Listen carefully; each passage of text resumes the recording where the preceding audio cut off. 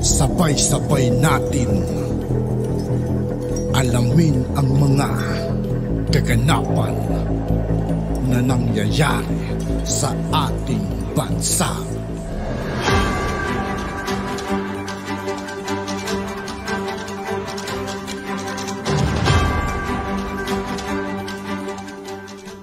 Yo, what's up mga kaibigan? This is I2K po again.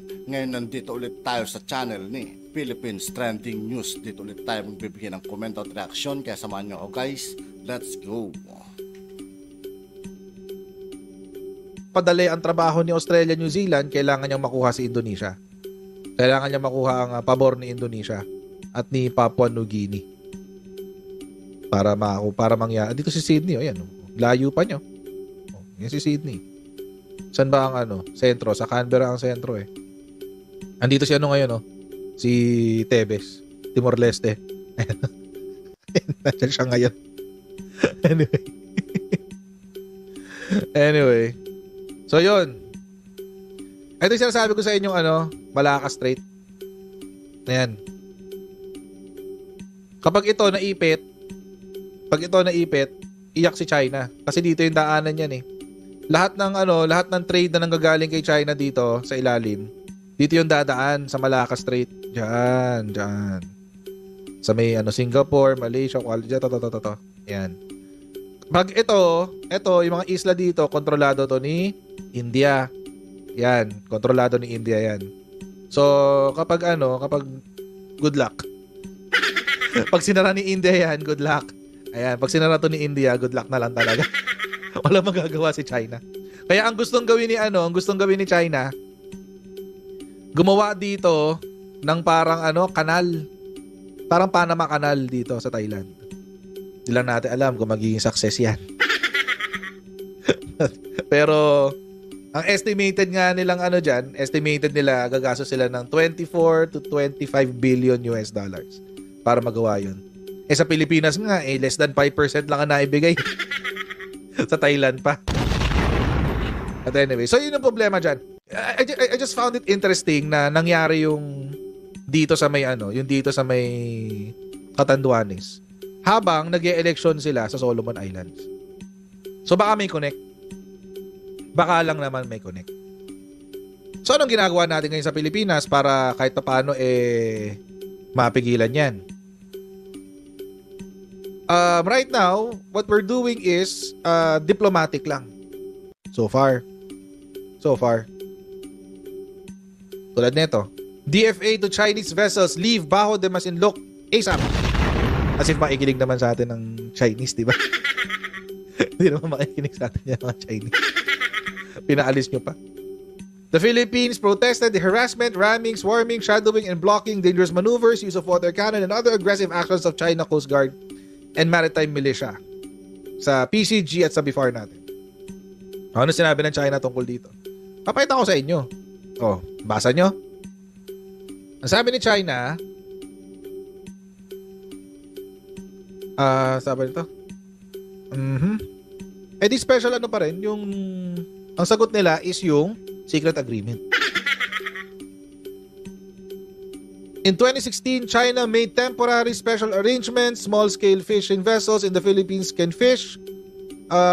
Philippine military and police ships and official ships are not allowed to enter the 12 nautical mile airspace of Huangyan Island. See? Hindi raw pwedeng pumasok doon 12 nautical miles. Ano yung territorial waters? Territorial waters talaga. For more than 7 years, the Philippines has complied with the above agreement and Philippine fishermen have... Hindi totoo yan kasi nungalingan to.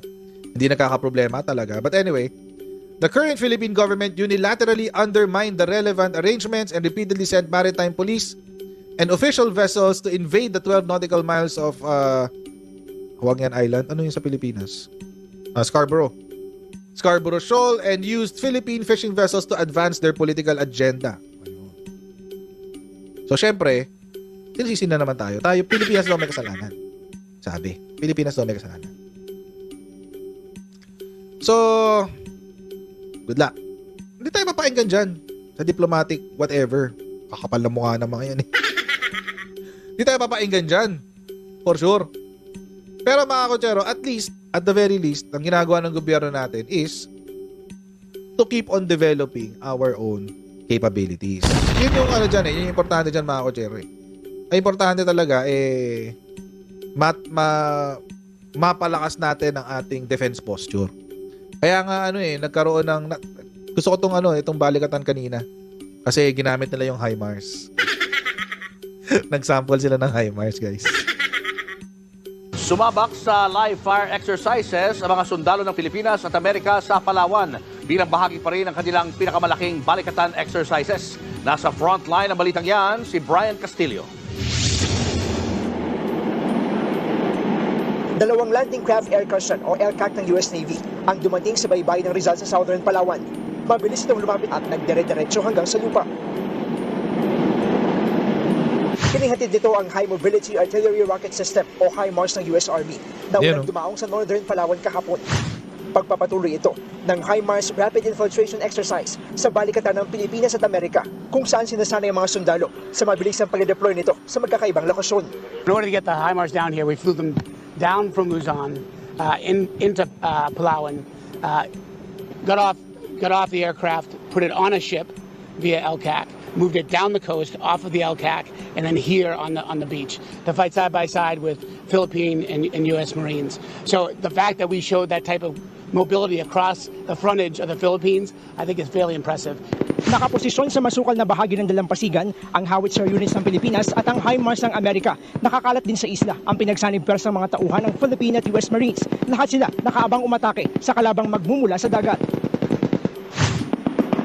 Nagsimula ang live fire exercise na makakuha ng impormasyon na kunwaring paparating na ang mga kalaban sa dagat. Sunod-sunod na nagpakawala ng putok ang mga sundalong Amerikano gamit ang HIMARS. Sa gitna ng malakas na buhos ng ulan, nagliliwanag ang bawat rocket at dumadalo ang tunog. Grabe yung tunog. Ito ang kauna-unahang pagkakataong pinaputok sa Palawan ang rocket launcher na ito ng Amerika. Practice rounds that shoots out to kind of several kilometers all the way to our precision guided rounds that can go out to multiple tens and multiple hundreds of kilometers in order hanggang to 400 kilometers daw yan Sunod na umatake ang 105 howitzers ng Philippine Marines. Nagsilbing floating targets ang mga bagang impresisyon sa magkakaibang lugar sa laot. At habang papalapit ang kunwaring kalaban, sunod-sunod nagpaputok ng 50 caliber machine guns at mortars ang mga sundalong Pilipino. Sumugod din sa pangpang ang ilang Armored Personnel Carrier o APC units. Wala pang HIMARS ang Pilipinas, pero isa ito sa matagal ng nasa wishlist ng AFP Modernization Program. Any new equipment will be beneficial to the armed forces, not only for the Marines. The performance of our Marines very well. Kapansin-pansin namang walang katao-tao sa mga bahay na nasa pampang ng magsagawa ng military drill.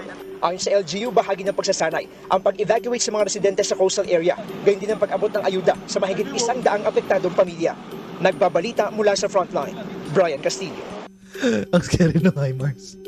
Pero at sabi, 'di ba last time pinag-usapan natin 'yan nung 'di ba nagalit ang China ba't daw nagdala ng HIMARS sa Pilipinas? Para sa balikatan. Nagalit 'di ba? Nagalit si China Ano sabi? Ano sabi ng Pilipinas? Hindi, pang-practice lang 'yan. Pang-practice lang 'yan. Oo, ganun lang 'yan, practice lang. Ito 'yun, no. Pang-practice lang 'yan. Oh, para sa balikatan. Oo, ganyan sabi. Tapos nagtatanong, iniisip natin kung saan ba siya posibleng ilagay. Lalagay ba siya sa norte para sa Taiwan or sa Zambales para doon sa Palawan, bandang Palawan area, West Philippine Sea, etc. Doon pa pala sa mas malapit. Doon pa sa mas malapit sa Ayungin. Alang-alante baklo. Sa Palawan pala na gusto ilagay. Kaya doon nag-practice. Antindi. Sa Palawan gusto mag-practice, guys. So malamang sa malamang, diyan na yan ilalagay. Diyan sila nag-practice ibahin lang nila ng lugar, syempre. Hindi na i-disclose kung saan yan nakaposisyon. Pero malamang sa malamang,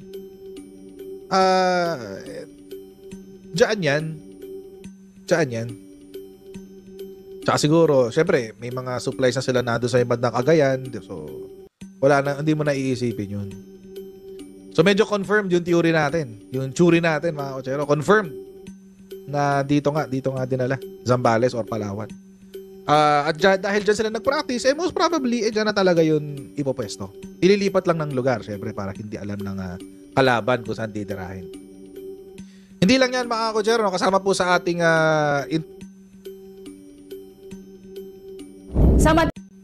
At yun nga po mga kaibigan, dito po nagtatapos ang ating reaction video. Muli ako po si I2K ng Sundalo ng Tunggalo. Maraming salamat sa patuloy na pagsuporta. Yeah, peace out.